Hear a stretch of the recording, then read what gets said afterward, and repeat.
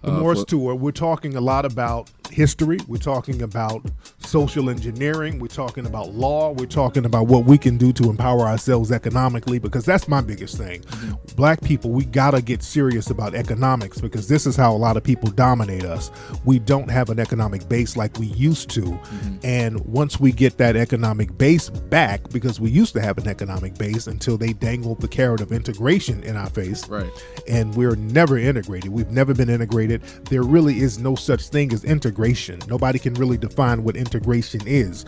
Black and white people have always lived somewhat in proximity to each other on the plantations. We live right behind the big house. Right. So what is integration? Black people were sexually exploited by the white supremacists. So what is integration?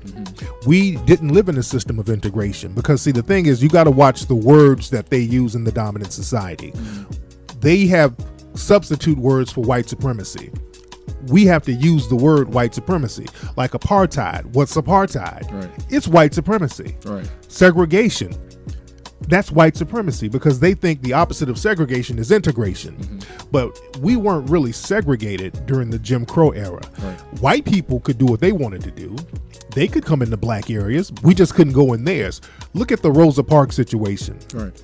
People think that white people had to sit on the front of the bus, black people had to sit on the back, and Rosa Parks wanted to ride in the front of the bus. That's what we've been taught. That's not true at all. False. That's false. Rosa Parks was already in the colored section. They wanted her to get up out of the colored section and make a seat for a white man. Right. And she said no. That was the problem. So they had access to the front and the back of the bus. The white supremacists always had access to the white communities and the black communities. They create the black communities. They create the ghettos. Right here in Miami, they created the ghettos. Overtown. Yeah, Overtown. Right up against the railroad. They had a Harlem type of business district in Harlem. I mean, in Overtown.